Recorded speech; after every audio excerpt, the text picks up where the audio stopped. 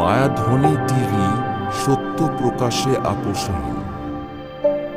যা দ্বারা ফজরের নামাজের হেফাজত হইল না, যে ইমানদারে ফজরের নামাজ পড়ল না, যে ইমানদার 5 ওয়াক্ত নামাজ পড়ে না, যে মুসলমান, সে দ্বীনের অন্য বিধান পালন করবে, দ্বীনের অন্যান্য শাখা তার দ্বারা পালন হবে, গ্যারান্টি কি আমাকে বলেন?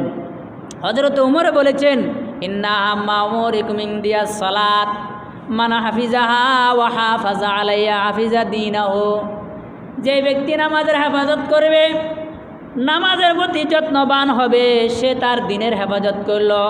ওয়ামান দাইয়াহা, আর যে ব্যক্তি এই নামাজ নামক বিধানকে বিনষ্ট করবে, ফাহুয়া লিমা সাওয়াদিয়াহু, সে শরীয়তের অন্যান্য নামাজ ব্যতীত শরীয়তের অন্যান্য যে বিধানগুলো আছে এগুলা তার দ্বারা আরও বিনষ্ট হবে, আরও লঙ্ঘন হবে।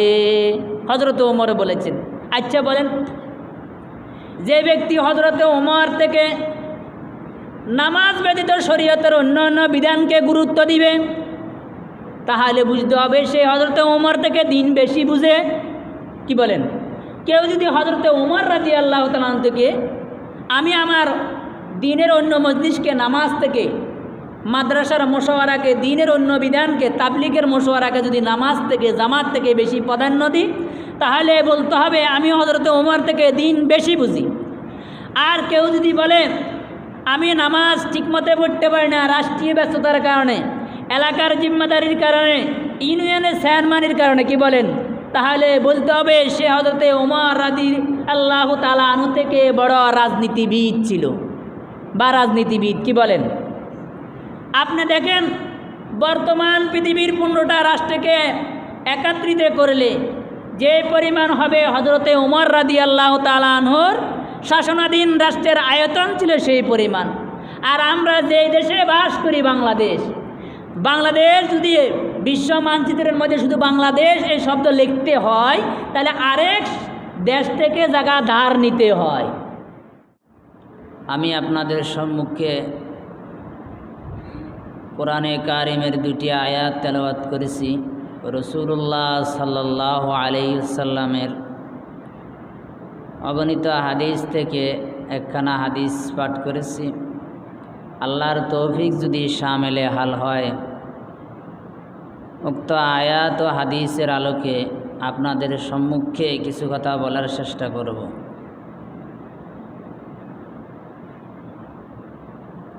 দুনিয়াতে এক সময় অভাবের যুগ ছিল, মানুষ অভাব অনটন ছিল।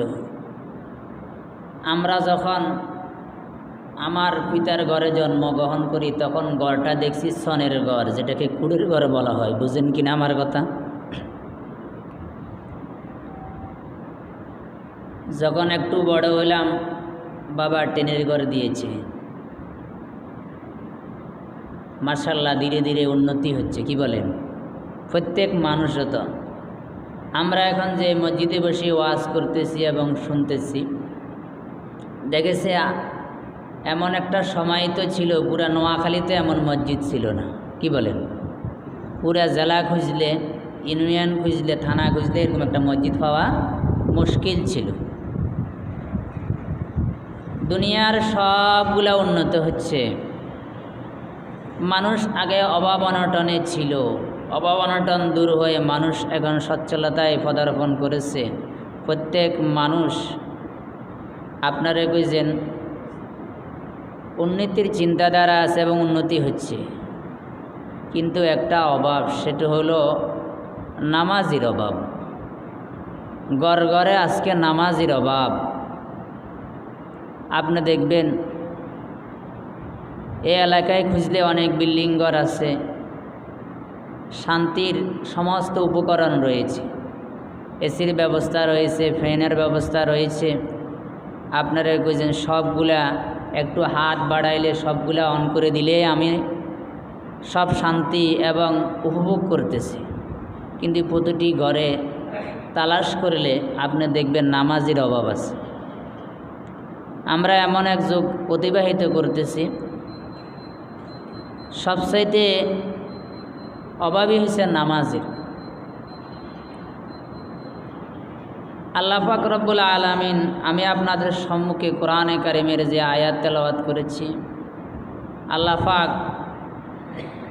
যে মুমিনের কতগুলা সফল, একজন মুমিনের মধ্যে কোন কোন গুণগুলা থাকলে মুমিন সফল হয়, সেই গুণগুলার বর্ণনা আল্লাহ দিয়েছে। ওই গুণগুলার বর্ণনা দিতে আল্লাহ পাক রব্বুল আলামিন 1 নম্বর, একজন মুমিনের মধ্যে, একজন মুসলমানের মধ্যে যে গুণ পাওয়া যায় সে সফল হয়, 1 নম্বর গুণ বয়ান করছে, কদ আফলাহাল মুমিনুন আল্লাযীনা হুম ফী সালাতিহিম খাশিউন। আল্লাহ বলেন ওই সমস্ত মুমিনেরা সফল হয়েছে যারা নিজেদের নামাজে খুশু অবলম্বন করেছে। খুশু এটা একটি আরবি শব্দ। আমরা যারা ফাজাইলে আমল শুনি এবং পড়ি তারা আশা করি এই শব্দগুলোর শোনার কথা। খুশু ও খুজুর সাথে নামাজ পড়া, প্রতিটি মসজিদের ইমাম ও খতিব এই বিষয়ে বয়ান করে থাকে। আমরা নামাজ সম্পর্কে এই জীবনে কত ওয়াজ জানি শুনেছি, কি বলেন? কত হাদিস জানি শুনেছি, কত ওয়াজ জানি করেছি, কত ওয়াজ জানি শুনেছি, তার শেষ নেই। 1 নম্বর গুণ হলো যারা নামাজে খুশু অবলম্বন করে। নামাজের ক্ষেত্রে 2টা শব্দের ব্যবহার হয়ে থাকে, একটা হলো খুশু, একটা হলো খুজুর। খুশুর সম্পর্ক হলো অন্তরের সাথে, আর খুজুর সম্পর্ক হলো অঙ্গ প্রত্যঙ্গের সঙ্গে। অর্থাৎ নামাজে খুশু আসার জন্য শর্ত হলো আগে খুজু আসতে হবে। এখন খুজু আসতে হলে কি করতে হবে? নামাজে খুজু যেটা, সেটা মূলত মুস্তাহাব তরিকায়, সুন্নত তরিকায় নামাজের আদাব ও মুস্তাহাব রক্ষা করি যে নামাজ পড়া হয় সেই নামাজকে খুশুর নামাজ বলা হয়।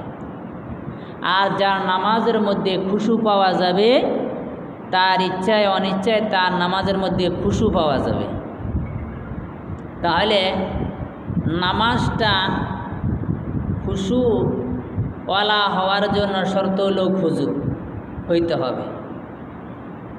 দেখেন, আমি মুমিন হিসাবে আপনি সকাল থেকে এখন দুপুর 1টা বাজে, হিসাব করে দেখেন আমি একজন মুমিন আর মুসলমান হিসাবে সকাল থেকে কোনো আমল করি নেই, কোরআন তেলাওয়াত করি নেই, জিকির আজকারও করি নেই, দান সদকা করে নাই, ভালো একটা কোনো কাজই করি নেই। কিন্তু আমি আপনার সাধারণ মুমিন হিসেবে শুধু এতটুকু করি আমরা, অথবা অনেকজনে নামাজ পড়ে, কি বলেন? আর কোনো ভালো কাজে আমরা, আপনি দেখবেন সমাজের মধ্যে 95 জন পাইবেন যারা আপনার উপর নামাজ পড়ে না, 5% নামাজ পড়ে। কথা কি বুঝতেছেন? নামাজ সুন্দর হইতে হবে, নামাজ ঠিক সব ঠিক। নামাজকে আমরা দৈনন্দিনের একটি সাধারণ রুটিন মনে করি। যেমন দেখেন, আমার দৈনন্দিনের সাধারণ রুটিনের মধ্যে একটা রুটিন হলো আমি সকাল 8টা বাজে, সকাল 6টা বাজে ঘুমাবো, ফজর নামাজ পড়ে 9টা বাজে উঠবো। মানুষের একটা রুটিন থাকে না, কি বলেন? আমি একটা অফিসার হইলে অফিসারের একটা রুটিন থাকে যে আমি আমার অফিসে সকাল 7টায় যাব, বিকাল 4টায় আমি অফিস থেকে আসবো, এটা তার একটা রুটিন। হ্যাঁ, 1টা বাজে খানা খাবো, এটা তার রুটিন। তাহলে একটা মানুষের দৈনন্দিন রুটিন থাকে। এই দৈনন্দিন রুটিনের মধ্যে গুরুত্বপূর্ণ রুটিনের নাম হইল নামাজ। কথা বুঝতেছেন? বলে আবার এটা কেমন? উদাহরণ দিলে বুঝবেন।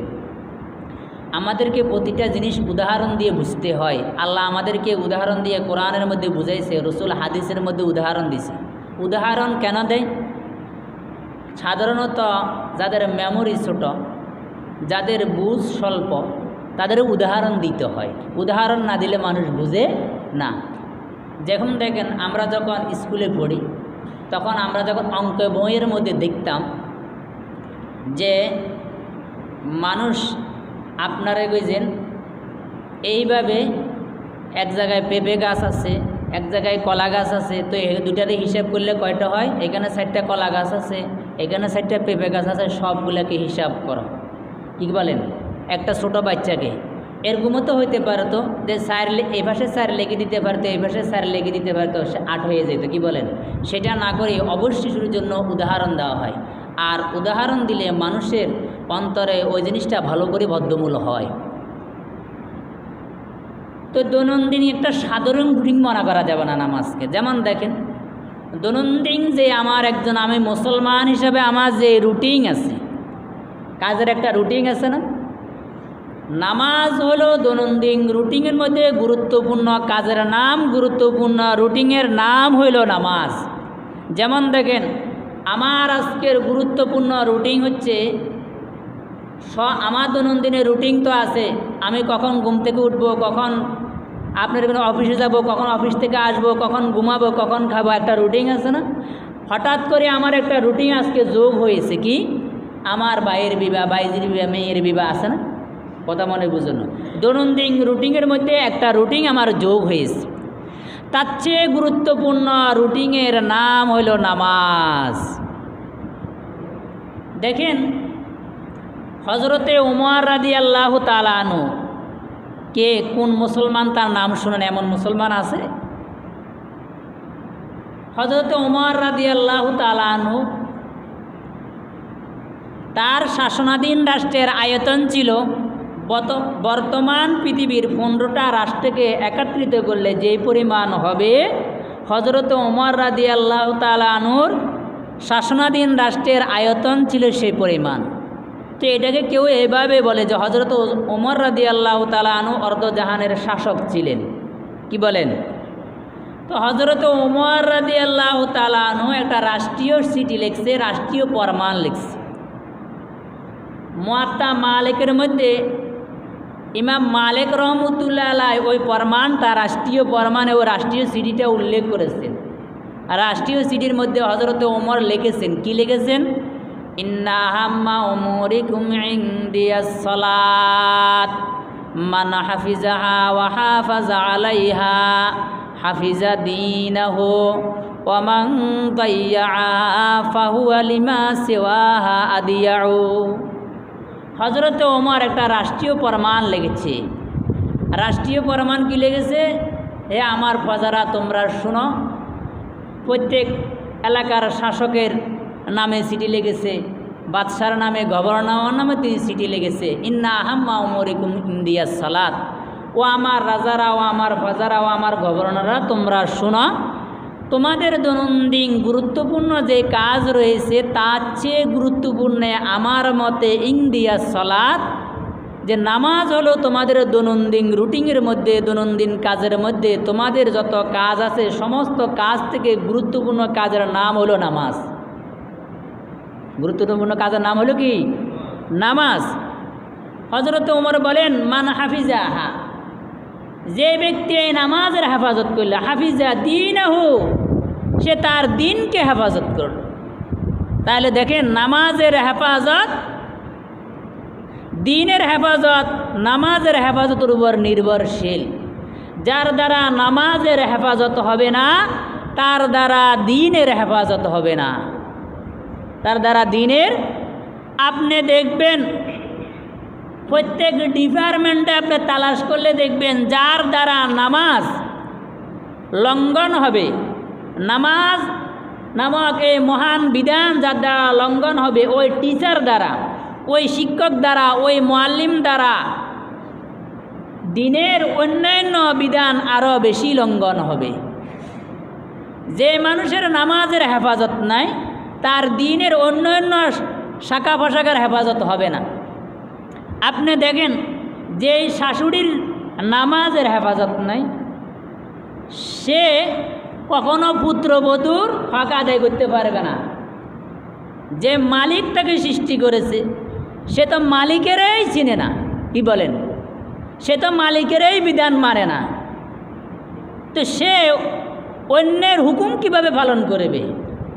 সে তো মালিকের হকে আদায় করলো না, অন্যের হক কীভাবে আদায় করবে? এই জন্য হযরত ওমর বলেছেন, মান হাফিজা ওয়া হাফাজা আলাইহা, যে ব্যক্তি নামাজের হেফাজত করবে এবং নামাজের প্রতি যত্নবান হবে, হাফিজা দীনাহু, সে যেন তার দিনের হেফাজত করলো। তাহলে বুঝে গেছে দিনের হেফাজত নির্ভরশীল হলো নামাজের হেফাজতের উপরে। আগে আমার নামাজ ঠিক করতে হবে। আজকে গড় গড় বেনামাজি, কি বলেন? হ্যাঁ, যে মুসল্লিগুলা এশারের নামাজে মসজিদে হাজিরা দেয়, উপস্থিত হয়, তাদেরকে ফজরের টাইমে গায়রে হাজির অনুপস্থিত পাওয়া যায়, কি বলেন? এটা হলো আমাদের অবস্থা। আর ভাই যারা নামাজ পড়ে না তাদের কথা তো বাদেই দিলাম। আমরা যারা নামাজ পড়ি, আমি এশারের নামাজে ছিলাম, তো আমি ফজরের নামাজের নাই। আচ্ছা বলেন তো আমি কেমন ইমানদার হয়েছি? ইমানদার আল্লাহু আকবারের ধ্বনি শুনবে আর ইমানদার ঘুমাই থাকবে, সে তো ইমানদার হইতে পারে না। আচ্ছা বলেন, কোনো মা কি সন্তানের আওয়াজ শুনে ঘুমাইতে পারে? এই কোনো মা সন্তানের কান্নার আওয়াজ শুনেছে তারপরেও ঘুমাইবে, সে কি মা হইতে পারে? একজন ইমানদারের মসজিদ থেকে আল্লাহু আকবারের ধ্বনি, আল্লাহু আকবার, আল্লাহু আকবার, আল্লাহ বড়, সব কিছু ছাড়া এমন ধ্বনি আল্লাহু আকবারের ধ্বনি আসার পরে কোনো ইমানদার ঘুমাইতে পারে? সে ইমানদার হইতে পারে না। যা দ্বারা ফজরের নামাজের হেফাজত হইল না, যে ইমানদারে ফজরের নামাজ পড়ল না, যে ইমানদার পাঁচ ওয়াক্ত নামাজ পড়ে না, যে মুসলমান, সে দিনের অন্য অন্য বিধান পালন করবে, দিনের অন্যান্য শাখা তার দ্বারা পালন হবে, গ্যারান্টি কি আমাকে বলেন? হযরত ওমর বলেছেন, ইন্না মা'মুরিকুম ইনদিয়াস সালাত মান হাফিজাহা ওয়া হাফাজা আলাইহা হাফিজা দীনাহু। যে ব্যক্তি নামাজের হেফাজত করবে, নামাজের প্রতি যত্নবান হবে, সে তার দিনের হেফাজত করল। ওয়ামান দাইয়াহা, আর যে ব্যক্তি এই নামাজ নামক বিধানকে বিনষ্ট করবে, ফাহুয়া লিমা সাওয়াদিয়াহু, সে শরীয়তের অন্যান্য নামাজ ব্যতীত শরীয়তের অন্যান্য যে বিধানগুলো আছে এগুলা তার দ্বারা আরও বিনষ্ট হবে, আরও লঙ্ঘন হবে। হযরত ওমর বলেছেন। আচ্ছা বলেন, যে ব্যক্তি হযরত ওমর থেকে নামাজ ব্যতীত শরীয়তের অন্যান্য বিধানকে গুরুত্ব দিবে, তাহলে বুঝতে হবে সে হযরত ওমর থেকে দিন বেশি বুঝে, কি বলেন? কেউ যদি হযরত ওমর রাদিয়াল্লাহু তাআলা আনহু থেকে আমি আমার দিনের অন্য মজলিসকে, নামাজ থেকে, মাদ্রাসার মশওয়ারাকে, দিনের অন্য বিধানকে, তাবলিগের মশওয়ারাকে যদি নামাজ থেকে, জামাত থেকে বেশি প্রাধান্য দিই, তাহলে বলতে হবে আমি হযরত ওমর থেকে দিন বেশি বুঝি। আর কেউ যদি বলে আমি নামাজ ঠিকমতো পড়তে পারি না, রাষ্ট্রীয় ব্যস্ততার কারণে, এলাকার জিম্মাদারির কারণে, ইউনিয়নের চেয়ারম্যানের কারণে, কি বলেন? তাহলে বলতে হবে সে হযরত ওমর রাদিয়াল্লাহু তাআলা আনহু থেকে বড় রাজনীতিবিদ ছিল বা রাজনীতিবিদ, কি বলেন? আপনি দেখেন বর্তমান পৃথিবীর 15টা রাষ্ট্রকে একত্রিত করলে যে পরিমাণ হবে হযরতে ওমর রাদিয়াল্লাহু তাআলা আনহুর শাসনাধীন রাষ্ট্রের আয়তন ছিল সেই পরিমাণ। আর আমরা যেই দেশে বাস করি, বাংলাদেশ যদি বিশ্ব মানচিত্রের মধ্যে শুধু বাংলাদেশ এই শব্দ লিখতে হয়, তাহলে আরেক দেশ থেকে জায়গা ধার নিতে হয়, আরেক দেশ থেকে নিতে হয়, জায়গা ধার নিতে হয়। আর হযরত ওমর রাদিয়াল্লাহু তাআলা আনহুর আপনাদের বোঝেন যে শাসনাধীন চিন্তা চেতনা কেমন ছিল। হযরত ওমর রাদিয়াল্লাহু তাআলা বলেছেন যে পুরাত নদীর তীরে যদি কোনো একটি কুকুরও যদি না খেয়ে মারা যায়, না জানি আল্লাহর কাছে আমি ওমর জবাবদিহি করতে হয়। যার আপনারা বোঝেন রাষ্ট্রীয় শাসনাধীন চিন্তা চেতনা এই পরিমাণ জোরালো ছিল, এই পরিমাণ সচেতন ছিল। আর হে ওমর রাদিয়াল্লাহু তাআলা আনহু বলেছেন, হে আমার গভর্নররা, হে আমার প্রশাসকেরা, তোমরা শোনো, রাজারা প্রজারা তোমরা শোনো, তোমাদের গুরুত্বপূর্ণ কাজের নাম হলো নামাজ। তাহলে দেখেন আজকে নামাজের অবহেলা। আমরা যারা নামাজ পড়ি তো তারা বলে জামাত ছুটি দিল বা কী হলো, তাকবীরে উলা ছুটি দিল বা কী হলো, ঘরের শাশুড়ি নামাজ পড়ে, নামাজি, কিন্তু আউয়াল ওয়াক্ত নামাজ পড়ে না, কি বলেন? হ্যাঁ, রমজান মাস আসছে, ইফতারের সময় ইফতার করে না, মাগরিবের সময় যে নামাজের সময় নামাজ পড়ে না, কি বলেন? হ্যাঁ, দুপুর বেলা হয়েছে, ধানের সিজন, ধানের মৌসুম, তো কাজ করতেছে, বলতেছে আগে আমার কাজ শেষ করি তারপরে নামাজ পড়ব। তাহলে বুঝে গেল হযরত ওমর রাদিয়াল্লাহু তাআলা বলেছেন যার নামাজ ঠিক।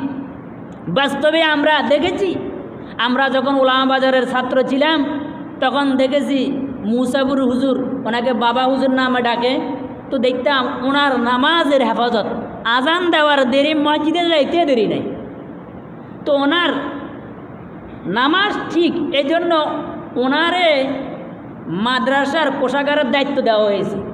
কথা বুঝছেন না, যে সবচেয়ে কঠিন দায়িত্ব, ক্যাশিয়ারের দায়িত্ব, টাকা পয়সার দায়িত্ব সবচেয়ে কি কঠিন দায়িত্ব। এর থেকে কঠিন দায়িত্ব আমি আর কিছুই মনে করি না। যার দ্বারা নামাজ ঠিক হবে, যার নামাজ ঠিক হবে তার সব ঠিক হবে। যে শাশুড়ির নামাজ ঠিক, তার দিনে অন্য অন্য বিধান ঠিক। যে পুত্রবধূর নামাজ ঠিক, তার দিনে অন্য অন্য বিধান ঠিক থাকবে। আর যার নামাজ, যে ফ্যামিলিতে নামাজ ঠিক নাই, সে ফ্যামিলিতে কিছুই ঠিক নাই, সে ফ্যামিলিতে কিছুই ঠিক নাই। নামাজ ঠিক করতে হবে। নামাজ, আমি যে আয়াতখানা তেলাওয়াত করেছি, যে আয়াতের মধ্যে আল্লাহ পাক মুমিনের সফল, আমরা দুনিয়ার সমস্ত মানুষ সফলতা চাই, কি বলেন? সফলতা চাই না? আর একজন মুমিনের সফলতার সর্বপ্রথম যে সিঁড়ি, ওই সফলতার 1 নম্বর সিঁড়ির নাম হলো খুশু খুজুর সহিত নামাজ আদায় করা। যার নামাজ হবে খুশু খুজুর, তার জীবন হবে সফলের। যার নামাজ খুশু খুজুর হবে না, তো সে সফল। যার নামাজ 1 নম্বরে খুশু খুজুওয়ালা নামাজ হবে, তো মনে করতে হবে সে সফলতার প্রথম সিঁড়িতে পা দিয়েছে। সফলতার প্রথম সিঁড়িতে কি দিয়েছে? পা দিয়েছে। যার নামাজ ঠিক নাই, তার সফলতা নাই, তার সফলতা নাই। দুনিয়াতেও সফলতা নাই, আখেরাতে সফলতা নাই। এই নামাজে খুশু খুজু আনার জন্য কতগুলা ভূমিকা পালন করতে হবে আমাকে নামাজের আগে। নামাজের আগে 1 নম্বর ভূমিকার নাম হয়েছে বিশ্বে তোকেন। নামাজের আগে যে খুশু খুজু আসার জন্য নামাজে 1 নম্বর যে শর্ত, সেই শর্তের নাম, সেই ভূমিকার নাম হয়েছে, আপনারা বলছেন ইস্তেঞ্জা ঠিক হইতে হবে। তহারতের মধ্যে সমস্যা। যেমন দেখেন, আমাদের 1 নম্বরে তহারতের মধ্যে সমস্যা। আমরা অনেক মুসলমান আছে যারা নামাজ পড়ে না, তারা তো মসজিদে আসে না, বাদ দিলাম। আমরা যারা নামাজ পড়ি তাদের কথাই আমাদের আলোচনায় আসুক। আমরা যখন আপনাদের বলছেন 1 নম্বর প্রস্রাব করার পরে অনেক মুসল্লি আছে, অনেক ইমানদার আছে, দাড়ি টুপিওয়ালা আছে, ওই বসাতে আপনাদের বলছেন আবার পানি ব্যবহার করে, আছে কি না? শরীয়তের মাসালা হলো কি? আপনি একে বসাতে আপনি পানি খরচ করতে পারবেন, পানি ব্যবহার করার অনুমতি আপনার আছে। তবে আপনার অন্তরে এই সাক্ষী দিতে হবে, আমার প্রস্রাব আর ধরতেছে না, আর টপকাবে না, আর ফুটবে না, আর আসবে না। আমার কথা কি বুঝতেছেন? দুনিয়াতে দেখেন, মানুষের বয়স যখন বাড়ে, মানুষের প্রস্রাব ধরতে দেরি হয় বয়সের কারণে। বিভিন্ন কারণ আছে মানুষের প্রস্রাব ক্লিয়ার হইতে। কারো রোগ আক্রান্ত হওয়ার কারণে প্রস্রাব ধরতে দেরি হয়, কেউ পানি কম খায় বিদায় প্রস্রাব ধরতে দেরি হয়। কথা বুঝানো হয়। আর আমরা যে যুগে আছি, যে যুগে এখন আমরা অতিবাহিত করতেছি, এই যুগে তো বৃদ্ধের কথা বাদ দিলাম, যুবকও তো লুজ হয়ে গেছে, কি বলেন? যুবকও তো লুজ হয়ে গেছে। তো একে বসায় থাকিয়া আমি কিভাবে পানি ব্যবহার করি আমাকে বলেন। তাহলে আমার 1 নম্বরে ইস্তেঞ্জার সমস্যা, তহারতের সমস্যা, কি বলেন? তাহলে বলেন, প্রত্যেকটা জিনিসের একটা স্বভাব আছে। যদি আপনার ইস্তেঞ্জাতে সমস্যা হয়, তখন আপনাকে শয়তানের নাফাকির অসওয়াসা দিবে, কুমন্ত্রণা দিবে। মনে হয় আমার ফ্যানে নাফাক লাগে গেছে, মনে হয় পাঞ্জাবিতে লাগে গেছে, এটা মনে হয় আমার প্রস্রাব জ্বলতেছে। কথা মনে বুঝেন? এমন অনেক বয়স্ক মুরব্বীদেরকে পাওয়া যাবে, টিস্যু ব্যবহার করে না, ডিলা ব্যবহার করে না, একে বউকে বসিয়া রান পর্যন্ত কাপড় উড়াই ইস্তেঞ্জা করে। কথা বুঝতেছেন? তাহলে 1 নম্বর সমস্যা। এই জন্য আমাদের 1 নম্বর ইস্তেঞ্জার বিষয়ে সতর্কতা হইতে হবে। ভাই দেখেন, একজন মুমিনের মোবাইল যত সাথে রাখা জরুরি। একজন মুমিন যারা আমরা ধূমপানে অভ্যস্ত, তারা আমরা বিড়ি সিগারেট হান মধ্যে রাখি, কোষার মধ্যে রাখি, তারপরে পকেটে রাখি কিনা, কী জন্য? এটা আমার প্রয়োজনীয়। একজন মুমিনের তার চেয়ে বেশি প্রয়োজনীয় হয়েছে ডিলা কুলুপ সাথে রাখা। আমার কথা কি বুঝতেছেন নি? এখন আমি টিস্যু রাখতে হবে, কারণ আমি মুমিন। কোথায় গেলে আমার প্রস্রাবের ব্যাগ হয়, কোথায় গেলে আমার ইস্তেঞ্জার দরকার হয়, গ্যারান্টি আছে কি না। এই জন্য আমার রাখতে হবে। বিডি সিগারেটওয়ালা যেভাবে বিডি সিগারেট সবসময় পকেটে রাখে, একজন মুমিনে টিস্যুও অনিবার্যভাবে রাখতেই হবে। কথা কি বুঝতেছেন নি? তাহলে আমাদের 1 নম্বর সমস্যা হলো ইস্তেঞ্জাতে। এখানে আসেন 2 নম্বর আমাদের যে সমস্যা, আমরা অজু, নামাজের 2 ভূমিকার নাম হলো অজু। অজু করতাম যায় আমরা অজুর মুস্তাহাব রক্ষা করি না, সুন্নত রক্ষা করি না, ফরজ কথা বলি, এমনকি আমাদের ফরজ ওয়াজিব তরফ হয়। অজুর সুন্নতগুলোর মধ্যে কতগুলো সুন্নত আছে। একটা মুস্তাহাব হইল ক্যাবলামুখী হইয়া অজু করা, উঁচু জায়গায় বসিয়ে অজু করা। কথা কি বুঝতেছেন নি? তারপরে বিসমিল্লাহ পড়া, অজুর সময় পানি অপচয় থেকে বেঁচে থাকা। এখন আমরা পানি অপচয় করি, ট্যাপ আছে ছাড়ি দিছি, কথা মনে বুঝেন না, ঘুরেই দিছে, ফুটতেছে পানি, ফুটতেছে আমি করতেছি। আসলে কি 1 নম্বর এখানে অনেকগুলো কারণ। 1 নম্বরের ট্যাপের পানি তো আমার টাকা দিয়ে খরচ হচ্ছে না, কথা বুঝেন নাই, ট্যাপটা আমার মালিকানা নয়, এই জন্য পানি যে পরিমাণ মনে এই পরিমাণ ছাড়ি। দ্বিতীয় কথা হলো শরীয়তের বিষয় তো আমার জানা নাই। কথা কি বুঝতেছেন? শরীয়তের বিষয়ে জানা না থাকার কারণে দেখেছে আমার ট্যাপের যে পরিমাণ গতি দিয়ে ছাড়িলে আমার অজু সুন্দর করে হবে, সেই পরিমাণ ছাড়ি না, বেশি স্পিডে দিয়ে ছাড়ি। এই কারণে ট্যাপের পানি আমার পোশাকে পড়ে, জামাতে পড়ে কিনা বলেন? আল্লাহ নবী কি বলেছেন? ইয়াকা ওয়াসসারফা ওয়াইন কুনতা আলা নাহারিন জারিন। আল্লাহ নবী এক সাহাবীকে বলেছেন যে তুমি অজুর সময় পানি অপচয় করা থেকে বেঁচে থাকো, যদিও তুমি পবমান পানির স্রোতের ধারে বসে থাকো। অর্থাৎ তুমি যদিও নদীর ধারে থাকো, ওয়াইন কুনতা আলা নাহারিন জারিন, নদীর পানিতে কেউ অজু করলে নদীর পানি কোনোদিন কমবে না, কিন্তু আল্লাহ নবী বলেছে তুমি পানি অপচয় করা থেকে বেঁচে থাকো। আজকে আমাদের ইস্তেঞ্জার সমস্যা, আমরা অজু করতে গিয়ে আমরা পানির অপচয় করি। এত সমস্যা যদি আমার নামাজের আগে হয়, ওই অজু দিয়ে যদি আমি নামাজ পড়ি, ওটা তো খুশুখুজুওয়ালা নামাজ হবে না। আর যার নামাজ সুন্দর না, তার দিনের কোনো কাজে সুন্দর না। যে শিক্ষকের নামাজ ঠিক নেই, তার আপনার কোনো দরস্তাদের ঠিক নেই। যে ছাত্র নামাজ ঠিক নেই, তার দরস্তাদের ঠিক নেই। যে শাশুড়ির নামাজ ঠিক নেই, তার পরিবারের অন্য অন্য কাজ সুন্দর নয়। যে পুত্রবধূর নামাজ ঠিক নেই, তার অন্য অন্য কাজের সুন্দর নয়। যে দাদার নামাজ ঠিক নেই, তার কিছু ঠিক নেই। যে পিতার নামাজ ঠিক নেই, তার কিছু ঠিক নেই। কথা মনে বুঝেন না? নামাজ ঠিক, সব ঠিক। তাহলে 1 নম্বরে নামাজ ঠিক করতে হবে। কী কী ঠিক করতে হবে বলেন? নামাজ ঠিক করতে হবে, নামাজওয়ালা ঘর বানাইতে হবে, নামাজিওয়ালা জীবন বানাইতে হবে, খুশুওয়ালা জীবন বানাইতে হবে, খুশুওয়ালা নামাজ বানাইতে হবে। কথা কি বুঝতেছেন? সংক্ষিপ্ত আকারে ভূমিকা ছাড়া যে কথাগুলো বলেছে আল্লাহ পাক আমাকে আপনাদের সবাইকে আমল করার তৌফিক দান করেন।